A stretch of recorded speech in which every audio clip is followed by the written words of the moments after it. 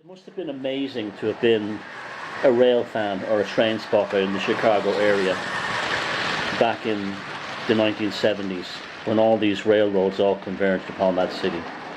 From east, west, north and south. I could only imagine how fascinating it was, all the different colour schemes, livery workings, the colossal amount of commuter services that also operated, as well as intercity Amtrak.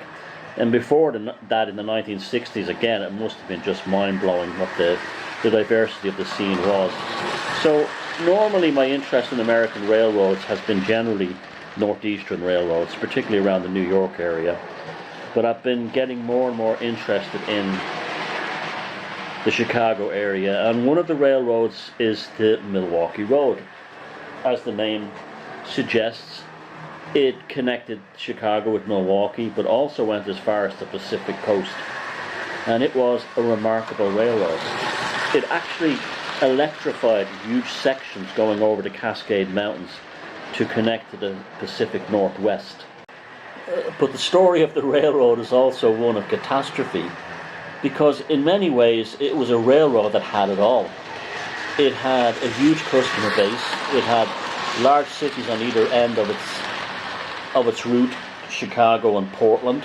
It also served Milwaukee and several other large metropolitan areas, as well as industrial and agricultural regions. And yet it was all to go horribly wrong by 1980 due to bad management. A big part of this was they removed the overhead wiring system for the machinery during the middle of an oil crisis. They also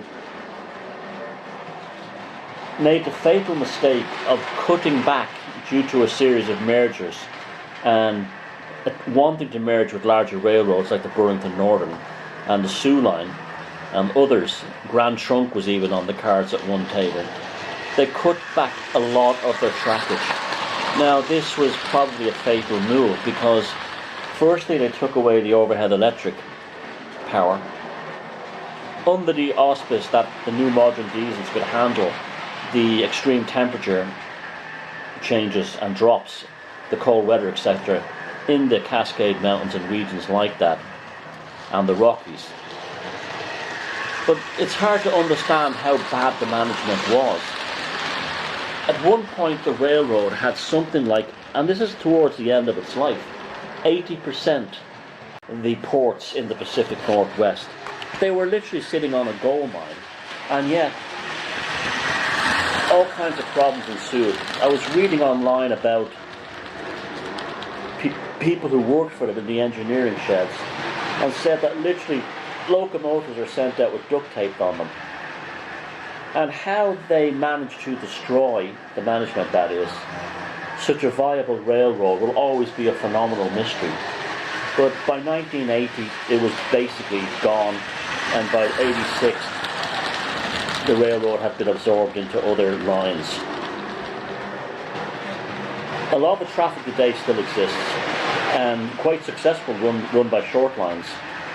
And the main route to the Pacific Northwest, and about 500 miles worth, has been converted to a trailways.